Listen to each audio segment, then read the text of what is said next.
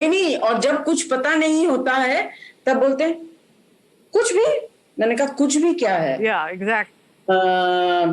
रोटी normal food नहीं है, normal food. अच्छा तो वड़ा पाव नहीं नहीं, रात को वड़ा पाव नहीं खा सकता हूँ, पेट में बहुत तकलीफ होती है। अच्छा सूप पियेंगे? बोर हो गया हूँ सूप पी पी के। आप खिलाएं आपको? अच्छा जो तुम्हारे मन में है खिला देना।